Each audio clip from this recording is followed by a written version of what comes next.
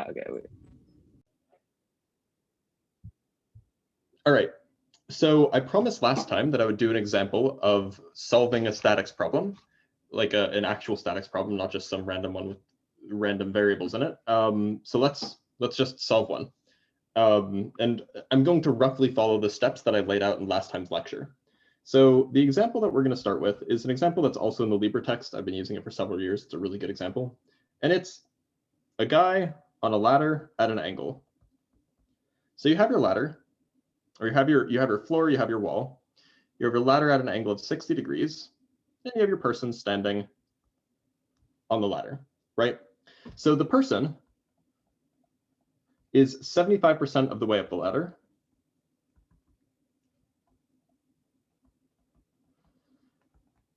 And the ladder and also weighs 700 newtons. Remember, weight is a unit of force, so this person has a mass of 70 kilograms. The ladder weighs 150 newtons, i.e. it has a mass of 15 kilograms. And the wall is frictionless and the floor is not.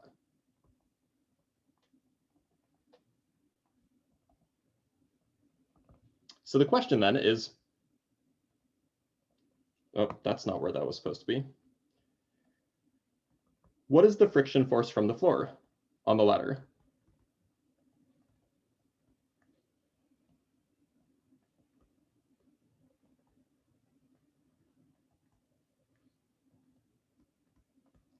So there's a lot to do here, but let's think about what the actual system that we're interested in is. We're interested in the friction force on the ladder. So whatever system we care about, it should include the ladder. And then we don't really need to include the person, because whatever effect the person is going to have on the ladder, we can mimic by just applying a downward force at that location, right? Because the only force that's being applied to the person, or the only forces are upwards force from the ladder and the downward force from gravity. So we know that the upward force from the ladder will be equal and opposite to the downward force on the ladder from the person.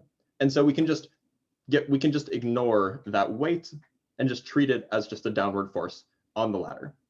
So we only need to model the ladder. So let's do that. First, let's pick a coordinate system. So I'm going to pick a coordinate system that's standard. Positive x is to the right, positive y is up. I'm going to choose clockwise for positive torque. And I'm just going to start drawing a diagram.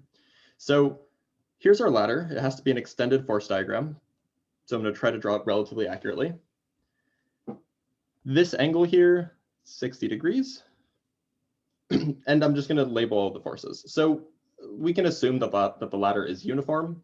So the weight of the ladder, the gravitational force on the ladder, also known as the weight of the ladder, would be in the middle, pointing downwards. Let's call that W sub L, weight of the ladder. The weight of the person is also going to be a force pointing downwards. 3/4 of the way up the ladder. We'll call that W sub P, weight of the person. We know that the ladder is touching the ground. So there would be some contact force. The ladder's pushing down on the ground is pushing up on the ladder. So there'd be some normal force here at the base, call that N. The ladder is also touching the other wall at this point. So there'd be a contact force. The ladder is pushing the wall to the left. So the wall is pushing the ladder to the right. So there'd be another force here. Call it H for horizontal. Actually, I'm going to put it on the other side. H for horizontal. There's no friction on the wall, so there's no force that's up or down this way. But there is friction on the ground, so there could be a force left or right. Now let's just think about what direction it's going to be in really quick. If there were no friction, then the only force that points in the horizontal direction would be the horizontal force, H. So the friction has to point to the left if the ladder is not going to slip. Call that lowercase f. All right, so now we have, so those are all of the forces that are present. Basically, all I did was I established what things are touching the ladder. We have 2 contact points here and here. We have a person, and then we have the the person, which is this force, and then we have the gravitational force, and that's it. So that eliminates all of the possible other choices. H was, it's just another contact force. I just needed to give it another name. Yeah, it's H for horizontal contact force, say. Okay, so now, now I'm going to extend each force vector as per our steps. So I'm just going to draw a whole bunch of dotted lines.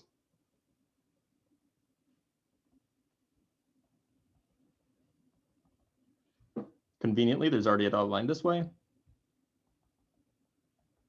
going to get a little bit cluttered, but I'll try my best to explain every step of the way. So there's a whole bunch of dotted lines. Those are just extended force vectors. Okay, now we need to choose a pivot point. So the most natural choice of pivot point would probably be at the ground, right? That's kind of the most obvious one. Maybe on the wall, maybe you would choose over here, but I'm going to choose on the ground, and I'm going to show you that this is actually not a great choice of pivot point. So we're going to choose this point anyway as our pivot. So the next step is to figure out the distance. Remember, the distance is it's this horizontal distance. So it would be the distance from the extended force line to the pivot for each force. That is D perpendicular or R perpendicular. So I'm going to start labeling things. I'm going to start computing. So let's start with H. So R sub H perpendicular, let's call it R sub perpendicular H. So this would be the perpendicular distance between this line and the pivot point. So that is a relatively, oops, come on, go away. That's a relatively easy number to compute. It's this distance here. So let's just assume that the length of the ladder is L. Notice that we weren't actually given the length of the ladder, so it should cancel out at the end of the day.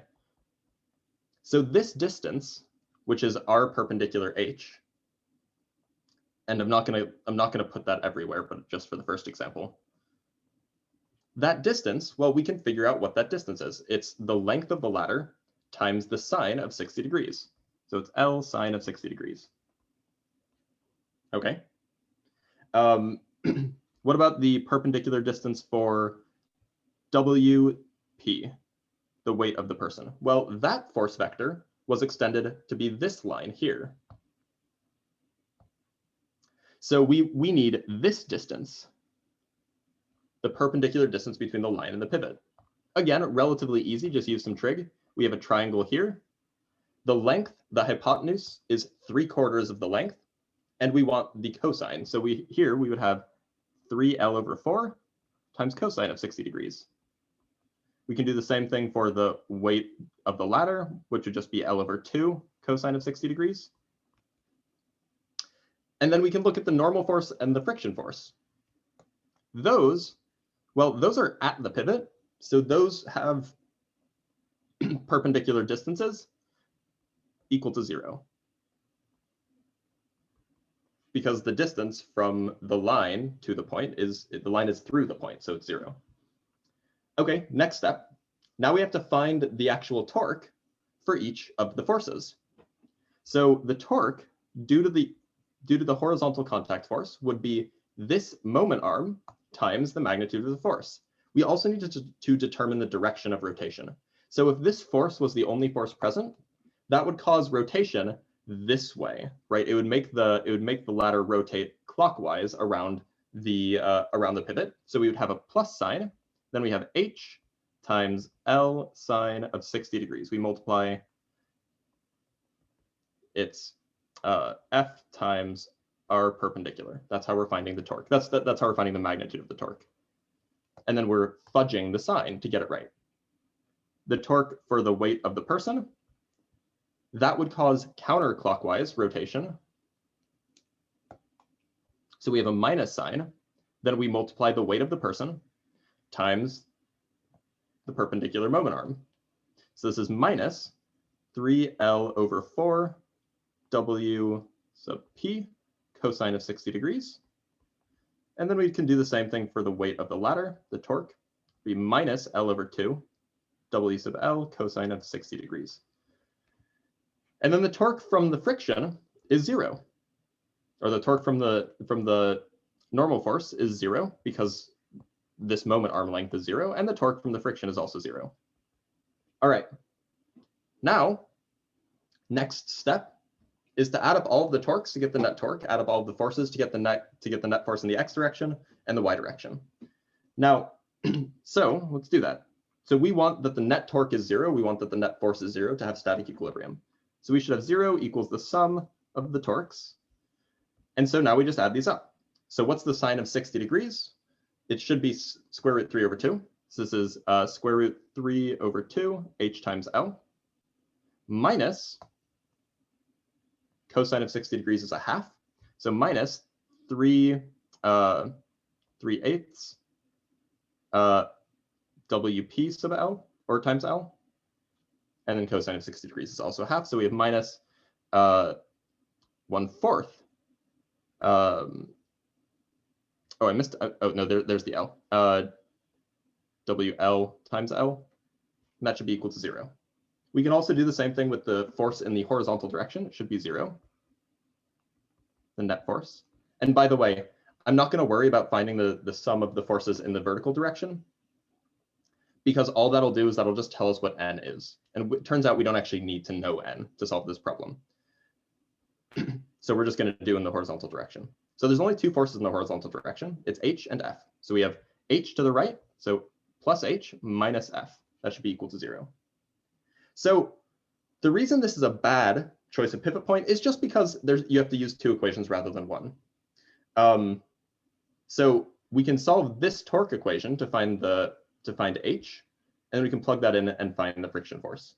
And we find that h is equal to 346 newtons, which gives us that f is also equal to 346 newtons. So there's our answer. Now we could have done this a different way.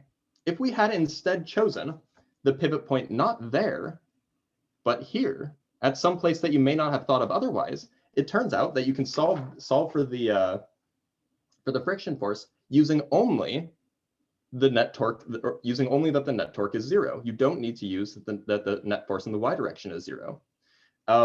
I will leave it to you guys to figure out how to use this pivot point rather than the pivot point that is down at the base of the ladder.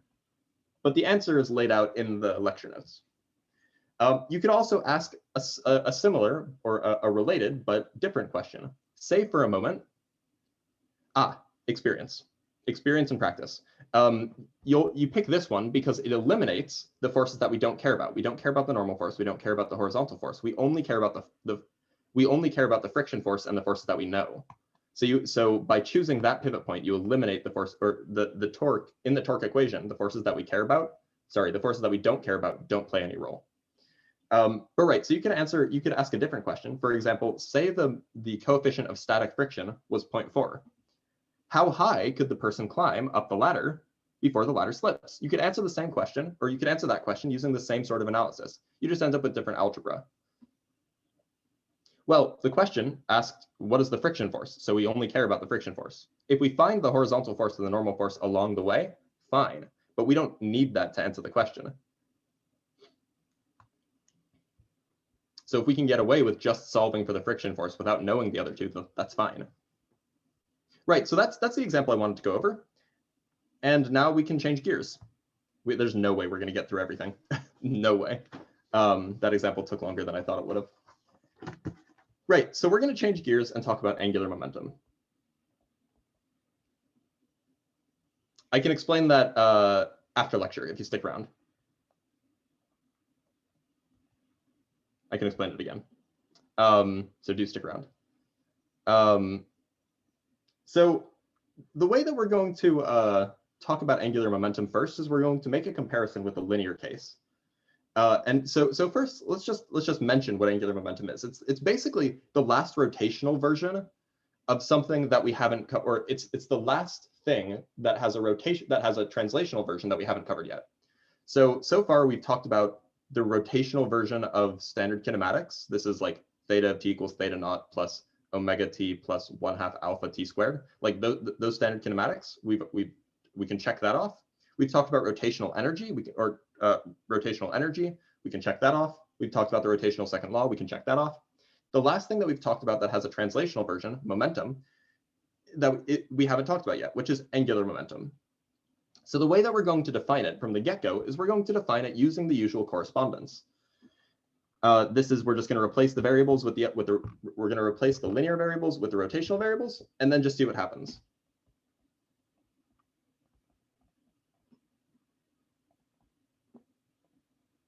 So regular momentum, translational momentum, we write P equals mv.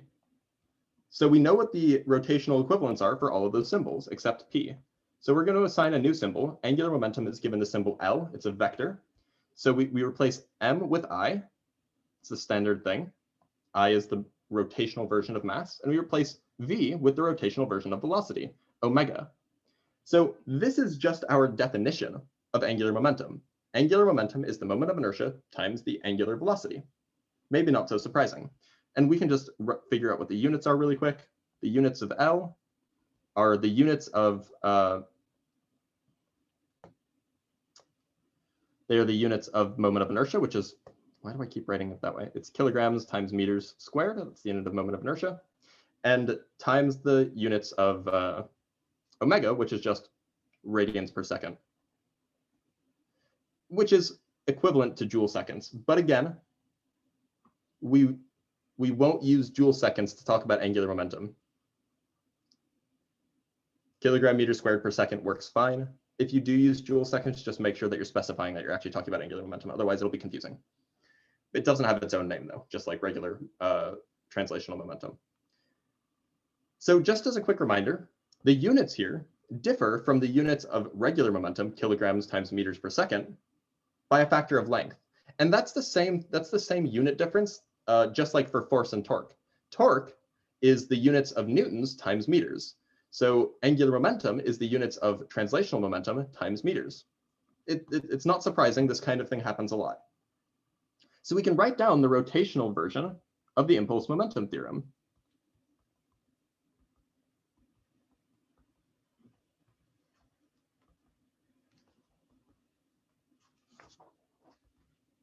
That is, the translational version is an integral from TA to TB of the force, the net force times over a duration. That the impulse momentum theorem tells us that that's equal to the change in the center of mass momentum. So the rotational version, you just swap out all the variables. So we still have an integral, time doesn't change, but this time it's torque, the net torque, times a duration. And that should be equal to a change in angular momentum. Now, just as a quick reminder, torque requires a reference point, an axis of rotation, if you will, reference. I don't know how to spell. And so if torque requires a reference point in order to be well-defined, so must the angular momentum. Angular momentum also requires a reference point, and that makes sense. If a thing is rotating about an axis, you have to specify which axis to tell you how quickly it's rotating about said axis. And so this actually just tells us how torque causes the angular velocity to change, right? Angular momentum is related to angular velocity. So this precisely tells us the relationship between torque and that change in angular velocity. And just as another quick reminder, the impulse momentum theorem is just a casual, it's not a casual, it takes a little bit of work, but it is just equivalent to the second law. So we can actually get a second law from, in terms of angular momentum for rotation. Net torque is equal to dl dt. Just like how for translational motion, we had that net force is equal to dp cm dt. So the torque is precisely the rate of change of angular momentum. And then plugging in what we know angular momentum to be, I omega, this is just equal to I alpha, assuming that the moment of inertia stays constant, of course, because the time derivative of omega, angular velocity, is angular acceleration. Okay, so that's the basic definition. But so far, I've just told you things, and I haven't proven anything to you. So let's try to work out how, let's try to show consistency. So what we want to do is we want to show, or we want to answer the question, how is L, angular momentum, related to translational momentum, P? That's going to be the majority of our goal. So just as a quick reminder, torque is the cross product of a distance vector and the force vector. So we might expect that the angular momentum is a cross product of two things, where instead of having, well, I'll just write it down. So torque is R cross F. So we might expect that L is, say, R cross P. That is going to turn out to be true, at least for point masses, and that's what we're going to show. So let's consider a point particle, or a point mass with point particle with mass m and velocity v. So we just have our point particle, mass m, velocity v. And so like I mentioned, in order for angular momentum to make sense, there needs to be a reference point, right? So we just need to pick one. It doesn't matter where it is for now. We're just going to pick one and see what the angular momentum is given that reference point. So let's just put the reference point, say, here. So we want to find the angular momentum of this particle moving in a straight line relative to that reference point. So for a moment, you'll have to bear with me, because you might say, well, wait a minute, nothing's rotating. Why is there angular momentum? But this thing has regular momentum, so it might have angular momentum, just like how if there is a force, you can compute a torque even if there's nothing rotating. So we know that a force changes translational momentum, right? That's the impulse momentum theorem. Force causes a change in the translational momentum. And forces cause torques. So if there was a force on this point mass, that force, you could compute the torque that force produces about some axis of rotation, right? Forces cause torques given a reference point. And so because the torque changes the angular momentum, somehow a force on this point mass has to change the angular momentum of that point mass, which just implies that this point mass had angular momentum to begin with, which is kind of strange, but somehow that must be the case if our analogy works. So we're actually going to show that that has to be the case. So suppose a force is applied. A force is applied to the particle F. Just some force.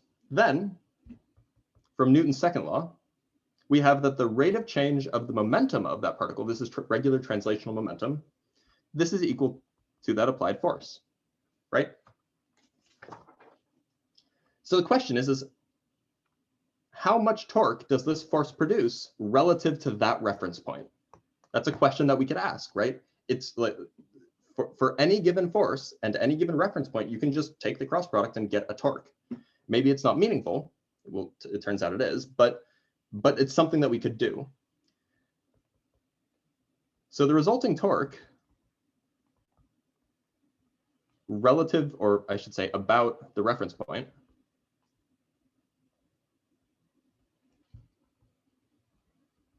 is just R cross F, where R, I'm going to add to the diagram, R is this vector. So the reason why we know R is that vector is because the force is applied to this point. So it doesn't matter what direction on this point particle the force is pointing, the vector is always the same because the point is just a single point in space. So the vector points from the reference point to the particle. So that means that the torque, if the torque is equal to the vector R cross F, and F is equal to dp dt, the torque is equal to R cross dp dt. So far, so good. I'm just doing some substitution. Now I'm going to do some magic here. So bear with me. Note that dr dt is a vector, or it's not a vector. I mean, it is a vector, but it's the velocity vector, right? Because that just tells you the rate at which this vector is changing. And so it's the difference vector between those places. It's the velocity vectors, not surprising. And that the velocity crossed into the momentum is 0. Now, how do we know that? Well, the velocity, the momentum is just the mass times the velocity. And so velocity cross momentum is just mass times velocity cross itself, which we know is 0. So velocity cross momentum is 0. So the time derivative of the vector r cross momentum is also 0. So that means we can just add that wherever we want, right? So we can write that torque is, well, torque is r cross dp dt, but we can add 0. So torque is dr dt cross p plus r cross dp dt. That's fine. I just added 0 here. It's magic that I'm allowed to do this, but this does just work out. And now you can apply the product rule. This is just the time derivative of r cross p, right? So if you use the product rule, you first hit the r, you get the first term, and then you hit the p, you get the second term. But the first term is 0 for the reasons that I've already explained. But now let's scroll up a little bit. We know that the torque is also the rate of change of angular momentum.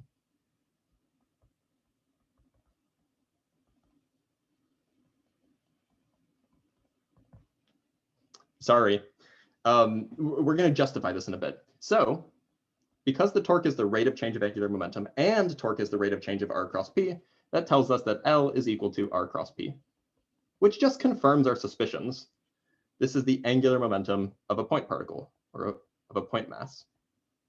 It just confirms our suspicions that to get torque, you do r cross f. To get angular momentum, you do r cross p. Nothing surprising there. And just as a quick reminder, this is the vector from the reference point to the point mass. That's what that r is. It happens to be the vector where the force was applied, but that vector is the vector from the reference point to the point mass. So now we can now we can try to understand what this actually means. How does a particle have angular momentum if it's just moving in a straight line?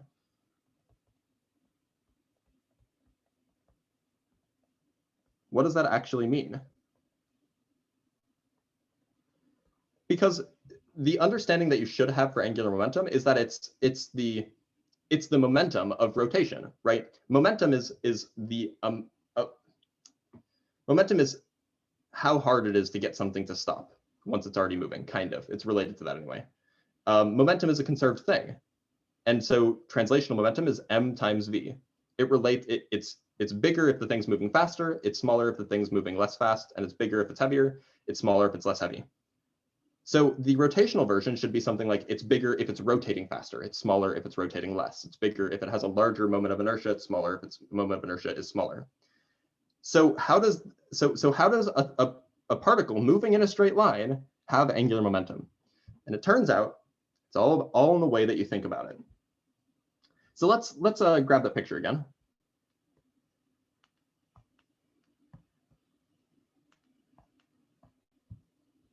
And we're going to decompose some vectors. Oh, I forgot to tell you what the sponsorship is today. Today is sponsored by Squarespace. No. This vector is r. So we know that the cross product only cares. The cross product only cares about the perpendicular components of vectors. So let's break up this velocity vector into its perpendicular components. You have one component that's this way. Maybe we call that v perp. And then we have one component that's this way.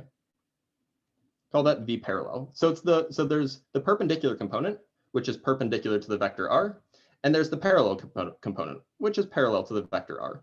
In this case, it's anti-parallel.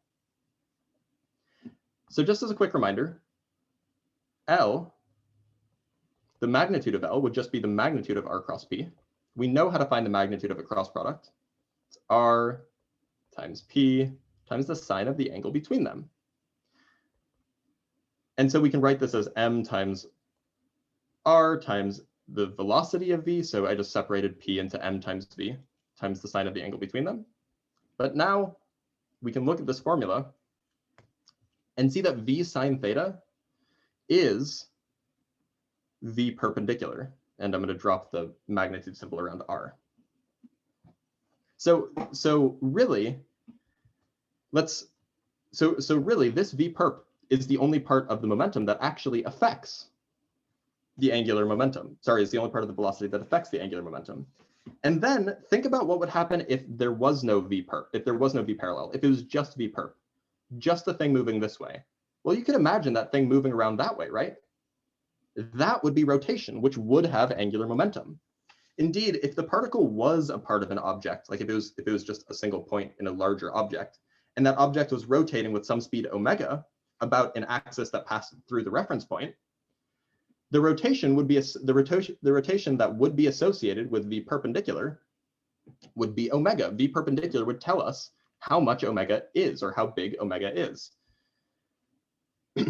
So let's ask the question: if this object, if this point mass was part of a larger object rotating with some velocity, angular velocity omega, how would v perpendicular relate to that omega?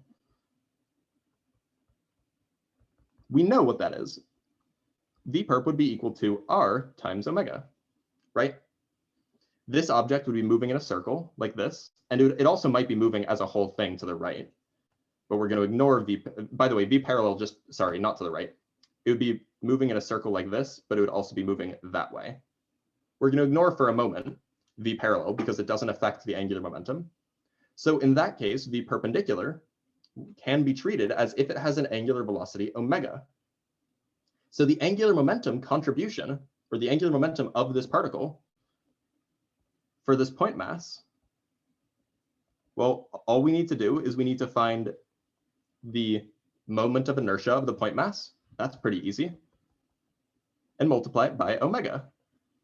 Well, the moment of inertia of the point mass relative to some axis that passes through the reference point is just m times r squared. And omega is just v perp divided by r. So this simplifies out to m r v perp, which precisely checks with our formula for r cross p. So the point is our definition of angular momentum, which was just I times omega, checks out with this other definition of angular momentum, r cross p. They're the same thing. It's just one is more useful for individual particles moving at some fixed velocity, and the other is more useful for whole objects. So just as a quick aside, there is an easy way to calculate this quantity, this mrv perp, or mrv perp. There's an easy way to do that, to calculate that. Just like there's an easy way to compute torque by using the moment arm. And in fact, it's actually the exact same trick. So all you're doing is you're going to use the moment arm, but now the moment arm is something slightly different. Yes, that is a check mark. I'll make the check mark bigger and I'll put it further away. Check, there we go. It checks out. So here, if we have our particle moving to the right, we have our reference point here. All we do is, instead of extending the force line, we extend the velocity line. And then this distance here, this is r perp. And by the way, why do we care about r perp? I thought we cared about v perp. Well, turns out m v perp times r is equal to mv times r perp. This is the same thing with that we did with forces and torques. You could either find the perpendicular component of the force, or you can find the moment arm, which is the perpendicular component of the vector r. So in this case, the moment of inertia of the point mass would just be m times v times r perpendicular, where these are all, where this is the magnitude of the particle, of course. Magnitude of the velocity. So all you have to do is just draw an extended velocity line and then just find the distance. And you'll get the same answer. Okay, so that's how we handle, oh boy, we are not getting as far as I would have liked. I'm gonna have to go over a little, actually no, there's only 3 pages left. That's doable in like 10 minutes. Okay, so next, so that's how we deal with point particles. What about for a system of many particles? Each with their own velocity. Yeah, I know, I'm gonna have to go over, I'm sorry. Well, just like how the momentum of a system of many particles is center of mass momentum is just P1 plus P2 plus P3 for a whole bunch of different momenta for all of the different particles. For angular momentum, we have the same thing. By the way, I abbreviate angular momentum as capital AM a lot. So that's what it means. Indeed, the angular momentum of a system is just the angular momentum of each part. And we could expand that, write it out in terms of r and p. So this would just be r1 cross p plus r2 cross p2. And just keep in mind, these vectors r, those are the vectors from the same reference point to the particle 1, for example. So that's how you would go about and compute this. So now if you have 13 particles, you just find the angular momentum of each one relative to the same reference point and then slap them all together, right? It's not so hard. However, if these particles actually form a rotating rigid body, i.e. imagine that they're like glued together with chopsticks or something, or molecular bonds, then we can actually say something about their motion, because if they're in a rigid body, they have to move together in a certain way.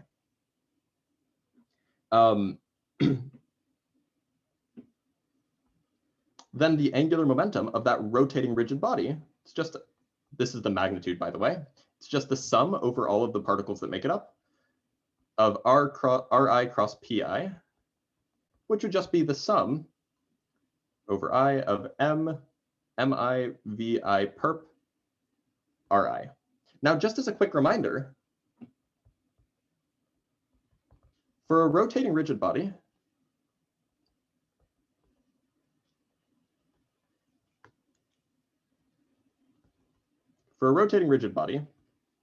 at some speed, some angular speed omega, I've dropped the word speed. We know how fast each particle in that rotating rigid body is moving. It's moving based off of that thing that we talked about at the very, very beginning of the rotational motion business. It's just V perp would be equal to R omega. So each particle has speed, or has V perp given by. And the reason why it's V perp and not the whole velocity is because if it's actually rotating in a circle, all of its velocity is perpendicular velocity. In this case, where r is the distance to the axis of that particle. The axis of rotation in this case. So, end result of plugging that in, we get that the angular momentum for a rotating rigid body is, well, just taking this result first. It's Mi, well, what's Vi perp? It's just Ri omega times Ri, which is just a sum of Mi Ri squared times omega, which is to say, well, this is I, and omega is omega. So this is to say that the angular momentum of a rotating rigid body is I omega, which is exactly what we suspected. And that was derived using just the angular momentum is L equals R cross P. We started with angular momentum is R cross P, which is that formula effectively. And then we rewrote it, talking about a whole thing rotating, to get angular momentum is the moment of inertia times the angular speed, which is good. It means that our initial guess checked out. What if an object is not rotating, but is just moving in a straight line, a rigid object? A rigid body. Just like a point mass, we might expect it to also have angular momentum.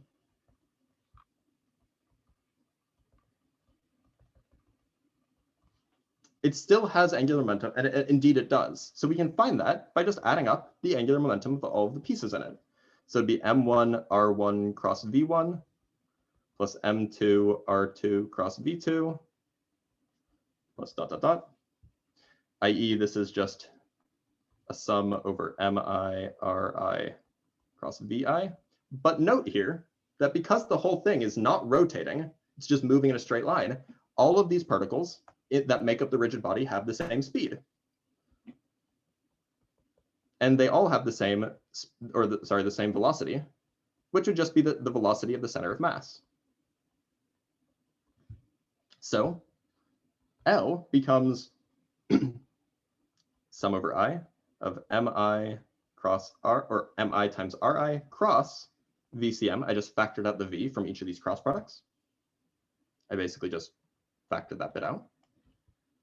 And then we can just do a little bit of manipulation to write this in terms of the center of mass. This is 1 over m times sum of mi ri cross, and then we multiply by m VCM. We're multiplying and dividing by m. So this here, this becomes the location of the center of mass, measured from the reference point. This is the center of mass momentum. So the angular momentum for just an object that's just moving is just RCM cross PCM. This is a non-rotating rigid body.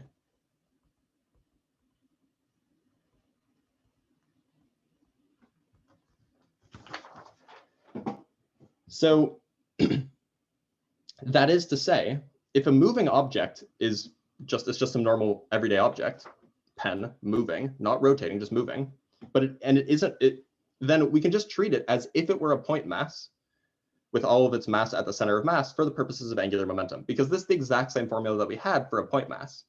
We just choose the position as if it were at the center of mass, and we write the momentum as if it were just an object with the total momentum equal to its center, equal to the momentum of the system. Basically, so long as the object's not rotating, it's, as far as angular momentum is concerned, it's a point mass. Last thing to cover, we're actually going to finish a little bit before, yeah, I know, hands on fire. If an object is rotating and moving,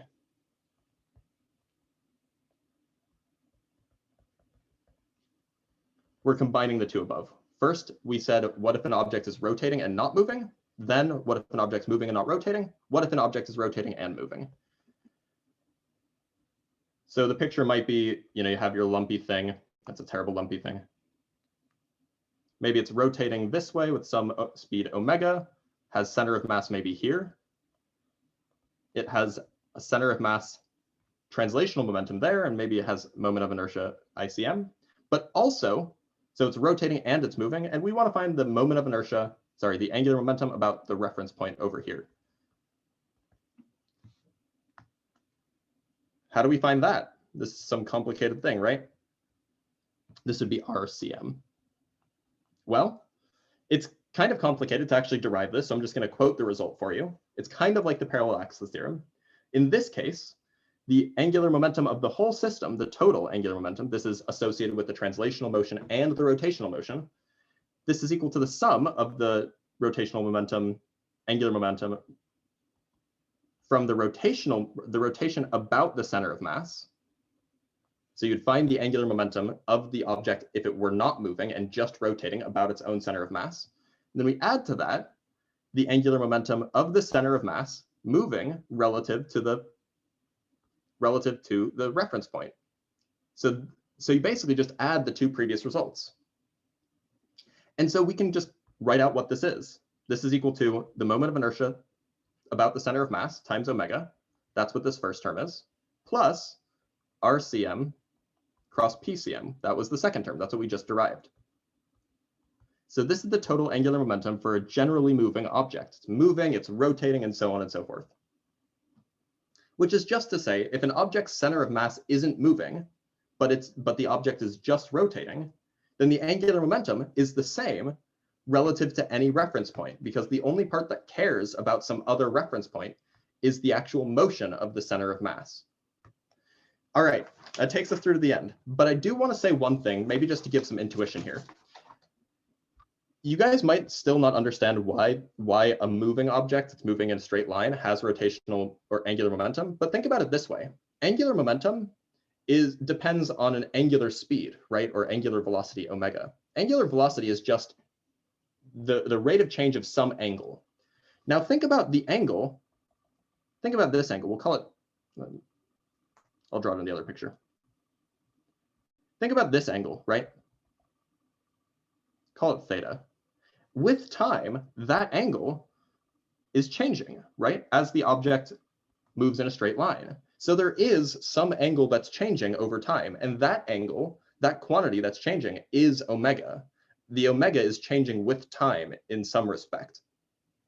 And that's why it kind of makes sense to view these things as if they have angular momentum, because that there is still an angle relative to it changing. It's just not changing at a constant rate, but that's okay. So that is, in my opinion, probably the best way to visualize these things. All right. So I'm going to end the lecture there.